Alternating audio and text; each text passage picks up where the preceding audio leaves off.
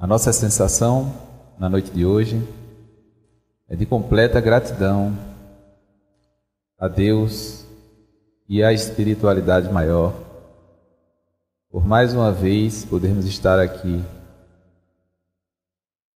unidos no propósito de estudar, compartilhar e de aprendermos uns com os outros sobre o Evangelho do nosso Senhor Jesus Cristo. No século passado havia no Brasil uma médium de potencial extraordinário chamada Ivone do Amaral Pereira. E a dona Ivone do Amaral Pereira, ela tinha contato com o espírito de um escritor russo muito conhecido chamado Leão Tolstói, que havia vivido na Rússia no século XIX. E a partir desse contato, ela escreveu uma obra muito interessante chamada Ressurreição e Vida. E passeando pelas páginas dessa obra, encontramos no capítulo 7º uma história que nos chamou bastante atenção e se intitulava O Paralítico de Kiev. Então vamos tentar na noite de hoje transmitir um pouco do que a gente pôde assimilar nesse capítulo intitulado Paralítico de Kiev, desta obra extraordinária da dona Ivone do Amaral Pereira. Então, ela vai contar, na verdade, o Leão Tolstói, o famoso escritor russo, vai contar através das mãos abençoadas da Ivone a história de um cidadão oficial da Guarda Imperial chamado Dmitri Stepanovich, que vivia uma vida muito sossegada, como, em geral, àquela época, século XIX, a nobreza de todos aqueles países europeus, as pessoas que dela faziam parte, viviam uma vida muito tranquila, longe das problemáticas sociais, dos tumultos sociais nos quais vivia a população de uma forma geral. Então, a sua rotina de vida era a leitura, era os saraus, danças, diversões e coisas desse tipo. Pois bem, eclode a Guerra da Crimeia no ano de 1853, da Península da Crimeia. E o Dmitri Stepanovich, como era muito voluntarioso, decide ir para a guerra. E, durante essas batalhas, ele fica bastante ferido e volta para a cidade de Kiev, gravemente adoecido. Ele tinha se tornado paralítico. Ele tinha uma paraparesia que o impedia de se locomover sozinho. E isso para ele, que tinha apenas 30 anos, ainda era jovem, com toda a sua potencialidade, não havia se casado e foi viver com sua mãe. E isso lhe causa uma profunda depressão. Porque, embora ele fosse uma pessoa muito rica, embora ele tivesse à sua disposição imensas quantidades de terras, serviçais e todas as coisas que uma pessoa da nobreza daquela época tinha, ele tinha algo muito importante que lhe faltava, que era a saúde física. Então, olhe bem que ele dependia de pessoas para fazer a sua higiene pessoal, para se locomover de um aposento para o outro do palácio, e aquilo, aos poucos, foi lhe gerando uma depressão muito intensa, que foi agravada com o falecimento da sua mãe. Viviam praticamente sozinhos, e à medida que a mãe desencarna, ele aprofunda o seu estado de depressão, e como na cidade de Kiev existia toda uma corte imperial, ele decide mudar-se para um palácio que ele tinha no campo. E efetua essa mudança, porque o seu objetivo era se isolar do mundo, viver sozinho, sem que pudesse estar tendo que escutar aqui e acolá comentários dos seus pares sobre a sua difícil condição de vida e de saúde. Pois bem, Dmitri Stepanovich vai com todo o cortejo dos seus serviçais para a mudança para o Palácio do Campo. Chega no Palácio do Campo, está aquela quantidade enorme de pessoas, de servos, para auxiliar a sua descida da carruagem, para dar as boas-vindas e tal. E ele com aquele olhar taciturno, como se indiferente para tudo que estivesse acontecendo ao seu redor. E passa, assim, alguns dias e alguns meses nesse Palácio de Campo, meio que absorto dentro das suas próprias ideias de menos-valia, até que um dia um fato bastante interessante acontece. Ele tinha uma espécie de coordenador, de gerente dos seus negócios, e tinha uma governanta. E os dois estavam muito preocupados, porque eles viviam de negócios, e a remessa de feno e trigo que havia saído de Kiev, da propriedade dele, para a Suécia, deveria ser devolvida, porque os compradores não aceitaram o aumento de preço. E eles estavam com medo de dar essa notícia para o patrão, porque o patrão era muito esquisito, agressivo às vezes, tinha um comportamento que às vezes fugia do controle. Mas um dia tiveram que contar porque a coisa estava insustentável. Então os dois foram lá, pediram um momento para conversar com ele, e os dois entraram no salão principal. E quando começaram a dar a notícia de que os compradores suecos não aceitariam aquela alta de preço, ele teve uma crise histérica. Rasgou os papéis que estavam em cima da sua mesa, derramou água, derramou a xícara de café, gritou, e não se podia fazer nada. Os seus servos só fizeram olhá-lo, todo aquele movimento. E depois de esbravejar, de acusar o imperador, de acusar Deus, de acusar a vida, de se maldizer, de fazer tudo que tinha direito, depois de quase 1 hora de espetáculo, ele vê que não tem solução e decide anuir com a proposta que os suecos haviam feito e que se resolvesse ali a situação de uma vez por todas. Sendo que existia uma criança de cerca de 10 anos, que era sobrinho da governanta que havia estado com ele para acertar essa situação. A criança foi porque a criança tem um sonho. Toda criança tem um sonho de conhecer alguém, uma pessoa famosa, né? Hoje é de tirar uma selfie com alguém que seja uma celebridade. Naquela época, uma criança do campo tinha um sonho de conhecer quem era o dono daquelas vastas propriedades.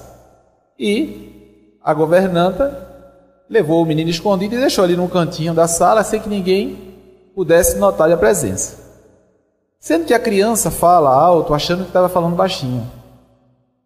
A criança fala assim: puxa vida, o meu irmão vive numa situação muito pior do que a dele e não faz nada disso que ele fez. E ele escuta e pergunta: quem está aí? De quem é essa voz? E vai se virando e a governanta não tem como esconder. Morrendo de medo, pede perdão e diz: olha, aí conta toda a situação e por que ela tinha levado a criança para aquele ambiente que não era para ele adequado. Mas o antigo oficial da Guarda Imperial não estava interessado nisso não.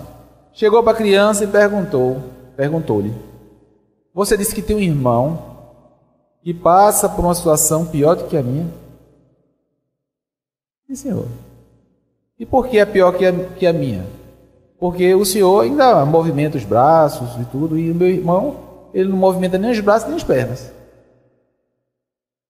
E, para completar, ele é apenas um adolescente. Aí o Dmitri foi tocado por aquela situação. Porque, em geral, em algum momento,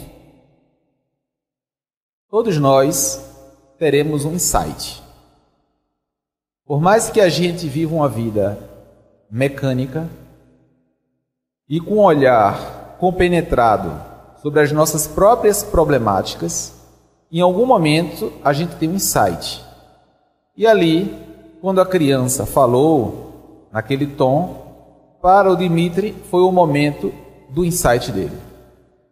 E aí ele pergunta à governanta: por que você nunca me falou que existia essa situação tão próxima a gente? Ela disse: porque eu nunca tive a oportunidade. E isso aí é uma coisa que atravessa os séculos. Tantas vezes convivemos com pessoas que passam por dramas inenarráveis e a gente não toma conhecimento. Não toma conhecimento porque a pessoa não sente a abertura suficiente para compartilhar com você daquela situação. E Dmitri então decide fazer uma visita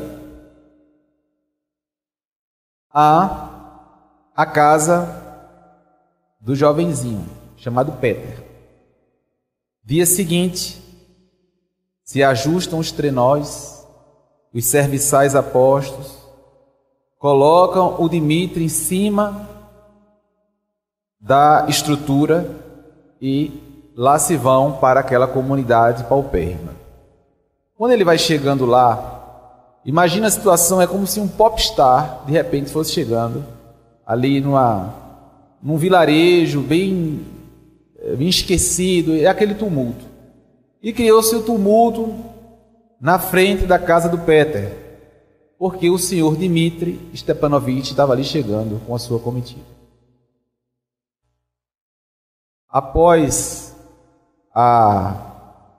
os acertos iniciais de agradecimento por ele estar ali, etc. e tal, eis que ele entra na casa. Entra na casa extremamente pobre, sem ter nada, e de repente ele se depara com uma cama muito tosca e um jovenzinho dos seus 15, 16 anos, bem magrinho, deitado naquela cama. Não movia os braços, não movia as pernas, apenas a cabeça com os olhos. E eis que Dmitri começa a conversar para saber como foi aquilo ali. Meu filho, como é que você adoeceu desse jeito? Ele: senhor, eu trabalhava nas suas terras para ajudar os meus pais. E no inverno rigoroso, eis que eu adoeço.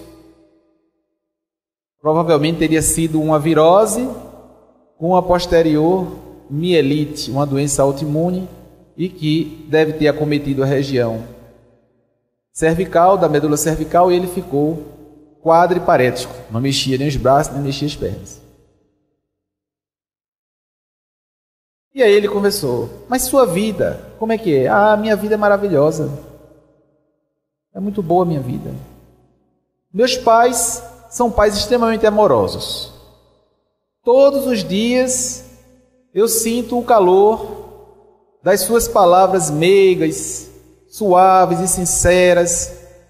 Todos os dias a família se reúne em torno de mim e todos só vão para os seus locais para adormecer. E quando eu já estou dormindo, porque eles contam histórias e isso e aquilo outro, não tenho nada a me queixar.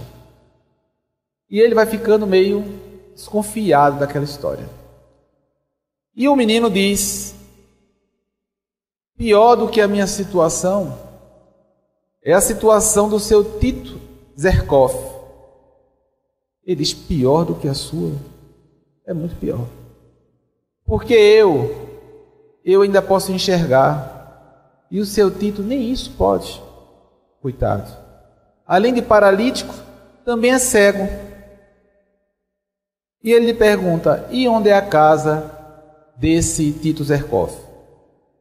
Aí a criança, que conhecia muito o seu Tito, ensina-lhe onde era a casa dele. Se despede e, ao sair, ele deixa 20 rublos em cima da mesa. E quando os seus servos estão ajustando ele no artifício que iria levar ele para essa outra comunidade, Ele ainda escuta a irmãzinha pequena pegando dinheiro e perguntando a ele: o que é que eu vou fazer com esses 20 rublos? Ele diz: compre uma boneca para você e compre um lenço para a mamãe. E ele pergunta: e para você? Peter diz: para mim não traga nada, porque eu já tenho tudo. O Dmitri tem um nó na garganta e sai daquela casa atordoado. E vai para essa outra comunidade onde residia o tal do Tito Zherkov. Chega na frente da isba onde vivia o Tito. Existia um amontoado de lixo na frente da casa dele. Ele fica logo nauseado em ver aquela situação terrível na frente da casa do cidadão. Depois de um tempo onde os seus servos vão ajeitando lá a entrada da casa, ele consegue entrar naquela pobre isba. E está lá, num vão só, um cidadão com a pele macilenta, com uma dificuldade enorme de expressão, de movimentação, e ele vai se achegando ali com aquela dificuldade da pessoa que vive numa ambiência que é isolada do mundo real da maioria das pessoas e principalmente àquela época. O cidadão não movimentava as pernas, não movimentava os braços e ainda era cego.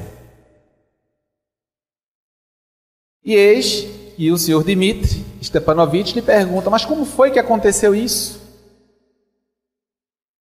E ele começa a narrar: eu fui para a mesma guerra que o senhor foi, a guerra da Crimeia, sendo que eu fui para o fronte de batalha.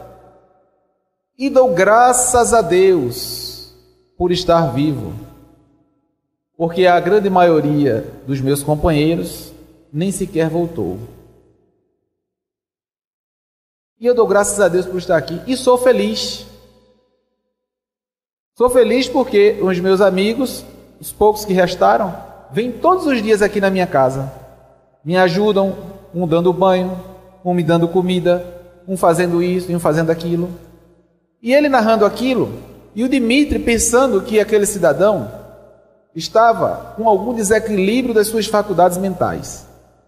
Porque para ele era incompreensível como alguém que tivesse perdido todas as suas funcionalidades orgânicas tivesse ainda bem dizendo a vida. Porque ele se utilizava como um parâmetro. E se para ele estava tão difícil, ele com todo aquele arsenal de auxílio e de possibilidades de ordem material, com todos os seus artifícios intelectuais, era tão difícil suportar. Imagina aquela criatura sem nada, dependendo de tudo e de todos para manter as suas atividades mais simples. E conversa vai, conversa vem. Ele até esquecido que o ambiente era muito insalubre, que era mesmo lúgubre. Escuta quando o cidadão diz, ele pergunta: e você não tem nenhuma perspectiva? Você não tem nenhum sonho na sua vida? E se eu tenho sim um sonho, mas é muito difícil de realizar? E se alguém o realizasse por mim, eu já me daria por satisfeito. Então ele pergunta: e que sonho é esse? Eu queria que alguém visitasse o meu amigo Elias Peterov, porque a situação dele é muito pior que a minha. O Dmitri baixa a cabeça, diz: pior do que a sua. E por que é pior do que a sua? É pior do que a minha porque ele tinha uma doença grave, que alguns dizem que era epilepsia, e trabalhava também nas suas propriedades com explosivos, e depois de um acidente, algumas áreas do seu cérebro foram acometidas e ele não fala mais, não ouve, não enxerga.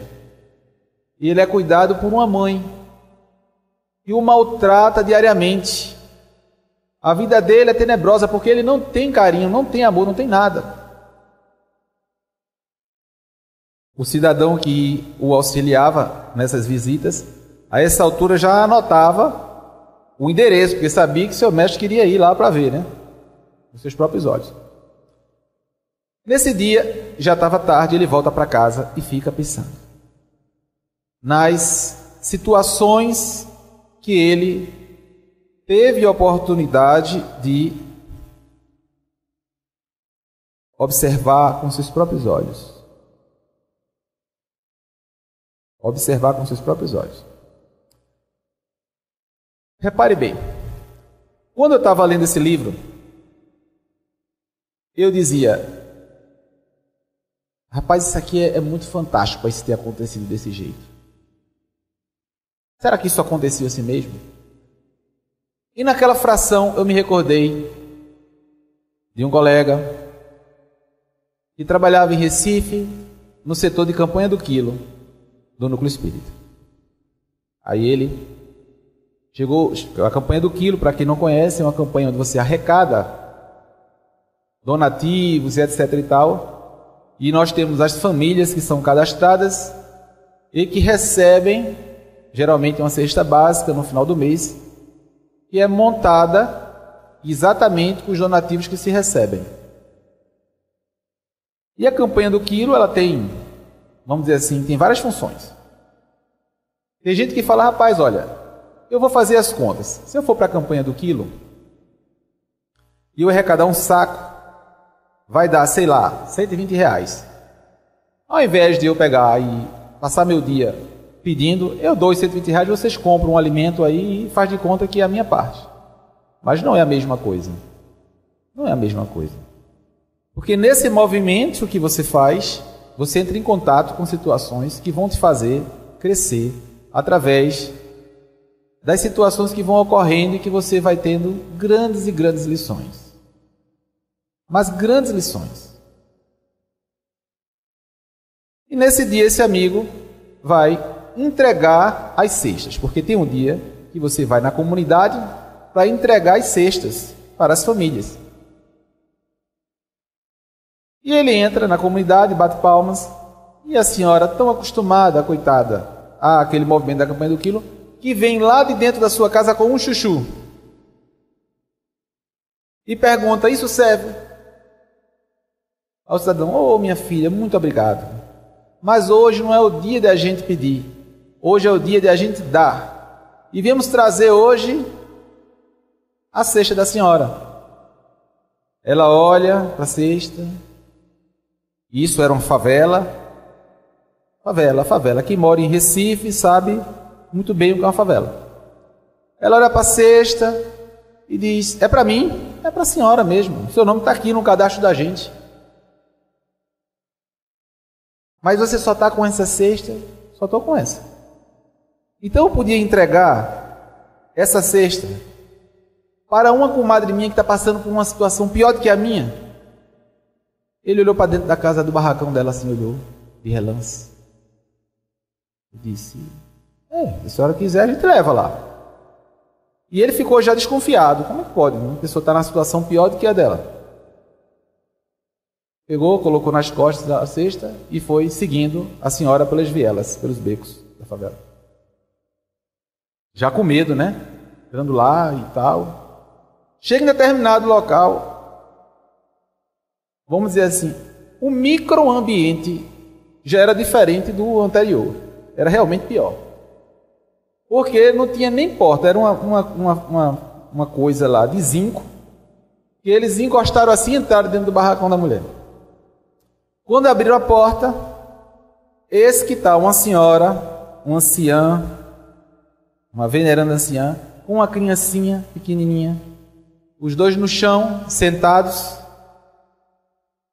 a criança meio adormecida e a senhora chorando. Quando a senhora vê ele com a cesta e a senhora, e quando eles começam a explicar que estava trazendo aquela cesta de comida para lá e aquela coisa toda, a senhorinha começa a chorar. Diz, faz 3 dias que a gente não faz refeição aqui. E eu estava orando pedindo que um filho de Deus mandasse um filho dele aqui para me ajudar. E começa a chorar. E essa altura já chorava ele, já chorava a senhora, já chorava, e fazia aquele rodízio, e ninguém já dava conta da situação. Então, quando eu me lembrava dessa história, eu me lembrava da história de Dmitri, e dizia, é tudo assim mesmo. As coisas funcionam dessa maneira. E o Dmitri, então, decide, no outro dia, ir na casa do Elis Peterov. Chega num local pior do que aquele outro, que ele já achava que era o pior lugar do mundo. Ele já achava que era o Hades. Mas eis que tinha um lugar pior, que era a casa do Elis Peterov. Chega na casa, a senhora, a mãe dele, estava meio assim do lado de fora, com uma garrafa de vodka. Lá na Rússia, no frio é só o que dá. Já meio embriagada, mas quando ela nota aquele movimento diferente, a pessoa com roupa diferente, né, da nobreza e tal, ela vai e fica meio comportada e pergunta, o que é que você quer aqui e tal, e ele, não, eu quero falar com o seu Elias. O que é que você quer com ele, rapaz? E começa aquele diálogo que é meio rude, mas ele consegue entrar e está lá o cidadão se balançando para um lado e para o outro. Um movimento meio que estereotipado. E aí ele começa, Elias, Elias. Aí a mãe interrompe. Isso não adianta. Não adianta você ficar chamando ele, não. Ele é cego feito uma porta, surdo que nem uma pedra e mudo que nem uma mesa. Esse desgraçado só sabe fazer comer e evacuar. Então ele diz, mas minha senhora, ele não é seu filho? Tem um pouco de misericórdia dele? E você acha por um acaso que eu não tenho misericórdia, não? São 18 anos que eu estou aqui nessa situação, que não posso sair, não posso fazer nada.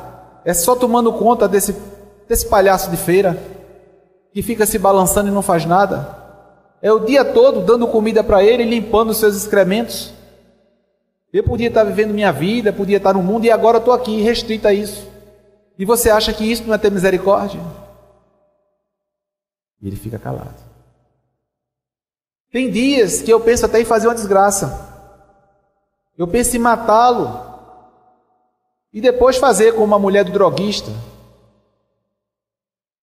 Mulher do droguista? Ele pergunta, o que é que fez a mulher do droguista? Acaso o senhor não sabe o que fez a mulher do droguista? Não, senhora. Ela, o marido adoeceu, e ela ficou com tanto pavor do marido, adoecido, que tentou fugir. Quando chegou na fronteira, ela foi capturada e mandaram-lhe voltar para sua casa para cuidar do marido. Ela, para não cuidar do marido, se suicidou. E é isso que eu tenho vontade de fazer. Atirar nele e depois me matar. Ele, minha senhora, não faça isso. E ele, já diferente, começa a convencê-la e começa a oferecer ajuda no campo material para a família. Não só para aquela, mas ele já está sensibilizado em ajudar aquela comunidade que morava nas suas propriedades. Ele não tinha a menor ideia do que se passava, dos dramas que rolavam ali. Ele vivia completamente alheio a tudo que se passava. E prometendo-lhe ajuda, vai então saber da situação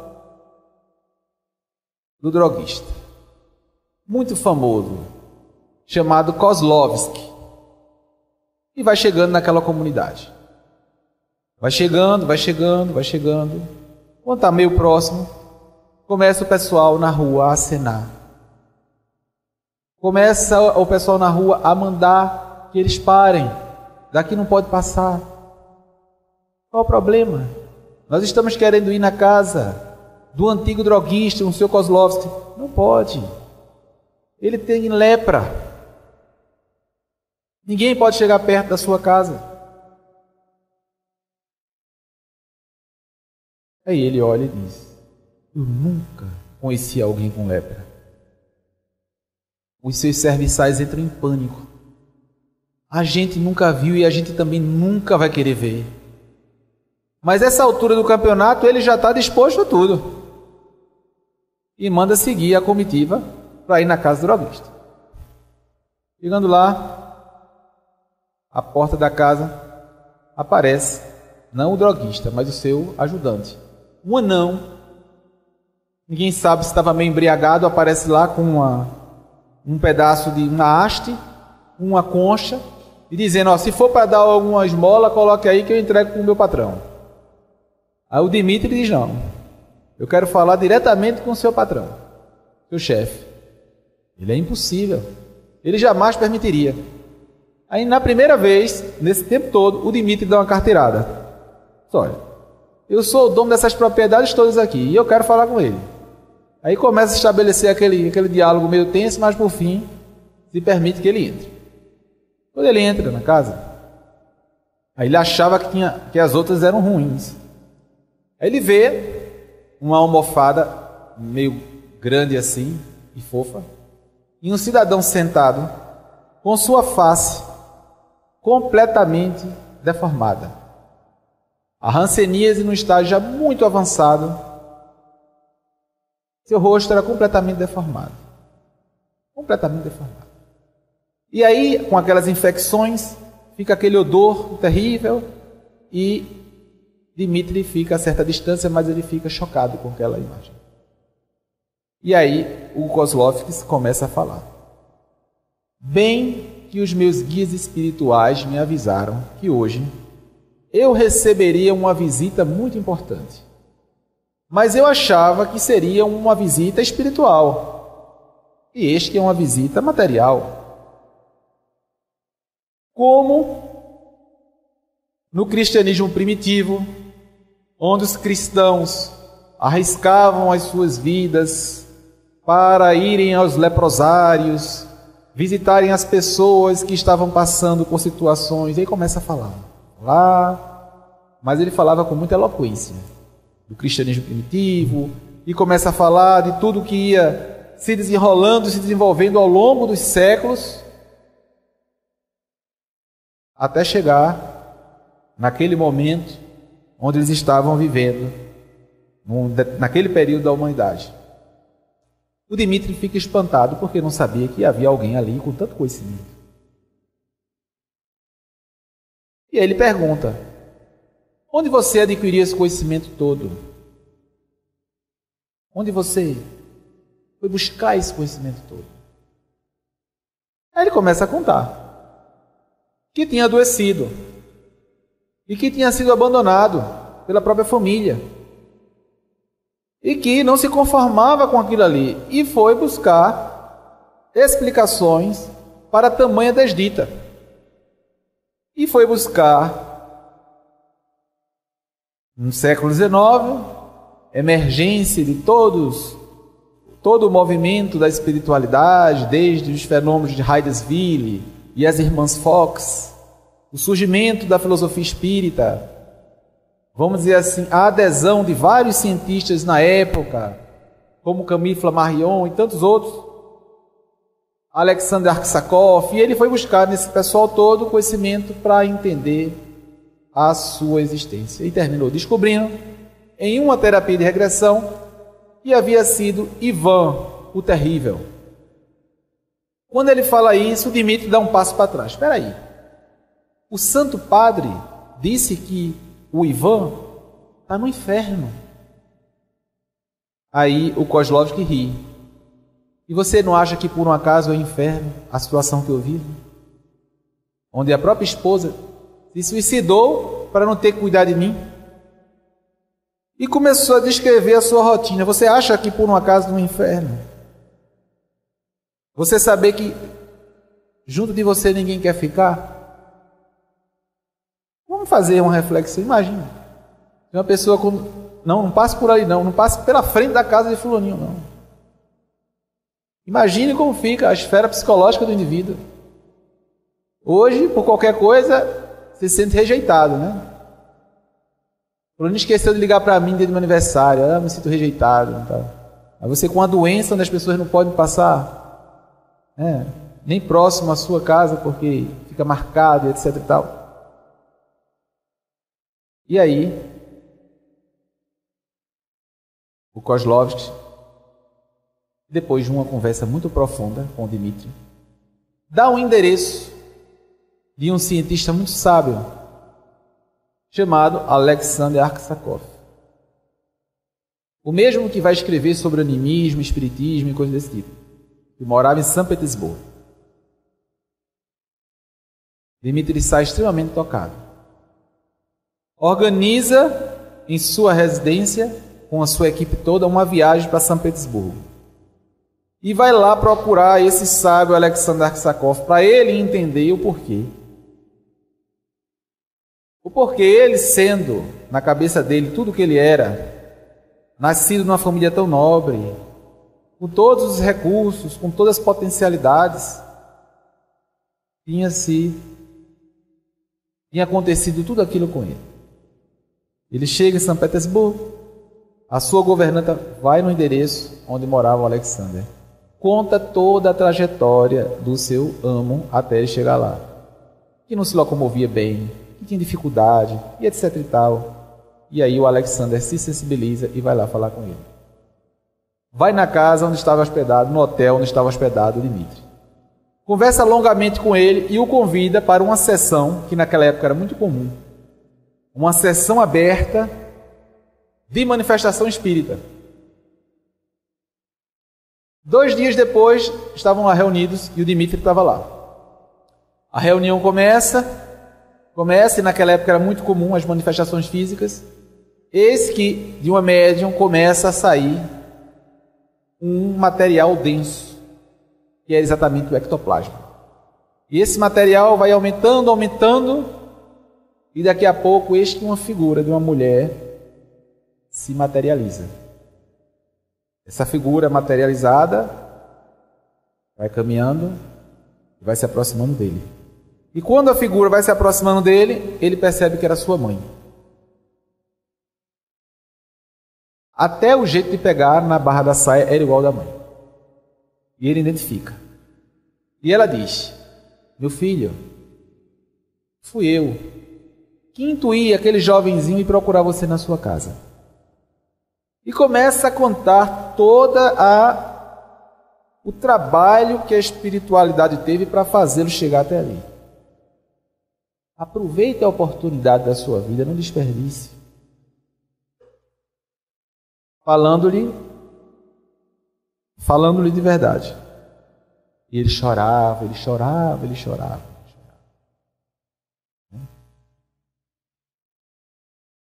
Então, ele volta de São Petersburgo, convencido de que haveria de estudar para compreender não só os fenômenos os quais ele tinha presenciado, mas também os motivos filosóficos e espirituais os quais tinham lhe feito passar por todas aquelas provações que ele estava passando, atravessando. Quando ele volta para o seu palácio no campo, eis que ele já volta modificado. Antes de sair, ele tinha pedido ao seu intendente para tomar providências a respeito daquelas famílias que passavam situações tão difíceis. Reúne alguns dos seus mais próximos colaboradores e, com a assistência da espiritualidade, faz uma reunião na sua casa.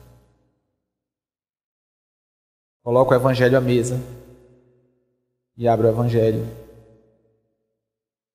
E abre em Mateus, exatamente, capítulo 11, versículo 28, onde diz assim, Jesus dizendo: vinde a mim todos vós que estáis aflitos e sobrecarregados, e eu vos aliviarei.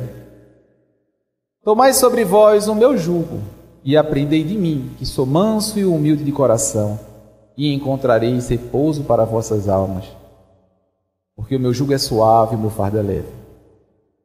Fiz a leitura, um breve comentário, e pede ao intendente da ordem para que seja construído um hospital em memória do Sr. Kozlovsky, que havia desencarnado há pouco, para que esse hospital servisse de auxílio para toda aquela comunidade que vivia nas suas amplas terras.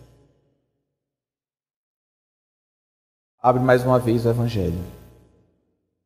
João, capítulo 8, versículo 12. Jesus diz: eu sou a luz do mundo. Quem me seguir jamais estará em trevas, porque terá a luz da vida. Faz um breve comentário acerca da importância da gente entender esse Jesus não como esse Jesus que a gente quer pegar, mas Jesus como a mensagem de renovação interior que todos nós devemos ter. E por último, ele abre pela última vez Mateus capítulo 25. Benditos do meu Pai, tomai posse do que é vosso desde o início da fundação deste mundo. Porque tive fome e me deste de comer, tive sede e me deste de beber. Estive nu e me vestiste, estive preso e foste me visitar, estive doente e foste me ver. Então os discípulos se perguntam: mestre, quando foi por um acaso que tu tivesse fome e te demos de comer? Ou tivesse sede e te demos de beber? Ou estivesse preso e fomos te ver? Ou quando estivesse nu e te vestimos? Ou doente até e te visitamos? E Jesus responde: quando a cada um dos meus pequeninos fizeste, era a mim que tu fazias. Muitas vezes, Jesus, o governador planetário, aparece na nossa casa, a nossa casa, na figura de um necessitado, na figura de uma pessoa que precisa muitas vezes não do recurso material, mas de uma palavra de estímulo, de conforto, de uma palavra de positividade. Aparece para a gente, mas a gente não tem um tempo, eu não posso, amanhã, e deixa para lá. Muitas e muitas vezes ele aparece para a gente, porque ele diz: quando a cada um dos meus pequeninos tu fazias, era a mim que tu fazias. Então o movimento é esse. Querer na situação espiritual em que nós nos encontramos, encontrar com Jesus cara a cara, tete a tete, é complicado. Mas ele manda as situações que nos dão a oportunidade de chegar até ele por outro caminho. Essa é a proposta. No resumo da história do paralítico de Kiev, a gente tira várias lições. Várias. Talvez a maior delas seja que a nossa vida, por pior que pareça, não é a pior do mundo. Vai ter sempre alguém com mais dificuldade que a gente. E depende muito do ângulo pelo qual a gente vê a nossa situação, e ela vai parecer tão tenebrosa ou não. Se a gente conseguir aproveitar as dificuldades como alavanca para o nosso progresso e para a nossa redenção, a gente vai aprender com aquelas situações e vai se tornar uma pessoa um pouco melhor. Mas se a gente ficar só se queixando, só se lamentando, paralisado, aí, com certeza, as coisas não servirão com o objetivo que é para servir, que é nossa evolução, nossa aprendizagem. Então, tudo tem um motivo, tudo tem uma razão de ser. E se a gente for entender bem, quando o Kozlovsky vai dizer que ele foi o Ivan terrível e por isso que ele estava passando por aquela situação, a gente tem que entender que todos nós, espíritos milenários que somos, essa existência é muito curta, é só uma passagem, com certeza a continuação de outra e de outras, pelas quais muitas vezes, de alguma forma, deslizamos nos momentos que eram de necessidade, de enfrentamento, etc. e tal, estamos aqui reajustando e equacionando esses nossos débitos. Então, temos que olhar mesmo as situações difíceis como necessidades para que a gente possa com elas aprender, crescer e poder se tornar mais amplamente, vamos dizer assim, senhor de si, no que diz respeito à consciência da sua própria individualidade. E temos que ter a ideia de que a gratidão que devemos ter, a gratidão ao Criador, a gratidão por podermos, de alguma maneira, mesmo passando por tantas dificuldades e tantos dissabores, a oportunidade que temos de estar nessa vivência, nesse contato que temos uns com os outros. A vida é uma coisa muito maravilhosa, muito magnífica. A vida é tão curta, né? Muitas vezes a gente perde tanto tempo por coisas tão insignificantes. E muitas vezes a gente nota isso quando a gente está numa cama de hospital doente, onde a gente está, às vezes, com um familiar querido também passando por uma situação difícil. E a gente pensa, se eu tivesse mais tempo eu faria isso, faria aquilo outro. Então, no campo de vibração que nós nos encontramos, nessa faixa de evolução ainda bastante atrasada, digamos assim, de provas e expiações, as dores, elas são inevitáveis. Mas o sofrimento é alternativo, porque a forma como a gente enxerga as nossas dores fará com que a gente sofra mais ou sofra menos. Então, quando as adversidades advierem, agradeçamos a Deus a oportunidade desse testemunho, ao invés de maldizermos a vida, as coisas, as pessoas, porque tudo na nossa vida tem um propósito. E quando chegar no final da nossa trajetória, a gente, quando Paulo diz em Coríntios capítulo 13, agora vejo em parte, mas então veremos face a face. E quando chegar esse momento onde a gente vai ver, passando na frente da gente, na tela mental, todo o filme da nossa existência, a gente vai talvez até achar engraçado o tanto de tempo que muitas vezes perdemos com coisas tão sem importância. Porque o que vale mesmo é o amor. Só o amor é que constrói. Então, nesse instante, vamos agradecer a Deus por mais um dia de vida, por mais um dia de oportunidade, por mais um dia de nossas existências. Meu Deus, muito obrigado, Senhor, pelo ar que nos dás, pelo pão que nos deste, pela roupa que nos veste, pela alegria que possuímos, por tudo que nos nutrimos. Muito obrigado, Senhor. Pelas aves que voam no céu de anil, pelas tuas dádivas mil. Obrigado pelos meus olhos, que veem o céu, a terra e o mar. Olhos que se iluminam de amor ante o majestoso festival de cor da generosa natureza. E os que perderam a visão, eu te rogo de coração, porque eu sei que após essa vida voltarão a ver com alegria incontida. Muito obrigado, Senhor, pelos ouvidos meus, pelos ouvidos que me foram dados por Deus.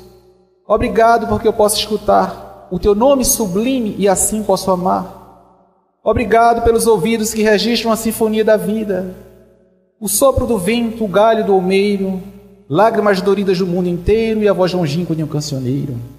E os que perderam a faculdade de escutar, eu rogo de joelho por eles, porque eu sei que um dia voltarão a te encontrar. Muito obrigado, Senhor, pela minha voz, mas também pela voz que ama, pela voz que educa, pela voz que ilumina, pela voz que fala de amor. Muito obrigado, Senhor. Recordo-me sofrendo dos que perderam o dom de falar, e o teu nome sequer podem pronunciar, dos que estão retidos na afasia, que não podem cantar nem de noite nem de dia. E rogo por eles, porque eu sei que no teu reino de paz, de amor, voltarão também a expressar o seu pensamento, os seus desejos. Muito obrigado, Senhor, pelas minhas mãos que são minhas alavancas de ação, do progresso, da redenção, pelas mãos que acenam a deuses, pelas mãos que fazem carinho, pelas mãos que fazem ternura, pelas mãos que socorrem na amargura, mãos de cirurgias, mãos de psicografias. Muito obrigado, Senhor, pelos meus pés, que me levam a marchar ereto firme a caminhar, humildes e sempre sem reclamar. e os aleijados, os amputados, os feridos, os deformados, os que estão retidos nessa encarnação por crimes praticados em outra encarnação, eu rogo por eles, porque eu sei que no teu reino de glória, de paz e amor também voltarão a encontrar a paz que necessitam. Muito obrigado, Senhor, enfim, pelo meu lar. Pelo lar que é meu, recanto de paz, escola de amor. Seja uma mansão sublime ou um pequeno quartinho, palácio ou tapera, tugúria ou casa de miséria, um quartinho na favela, seja lá o que for, mas que tenha a figura sublime de amor, amor de pai, de mãe, de esposa, de marido, de irmão, de amigo, ou até mesmo a figura de um cão, alguém que lhe dê a mão, pois é muito triste viver na solidão.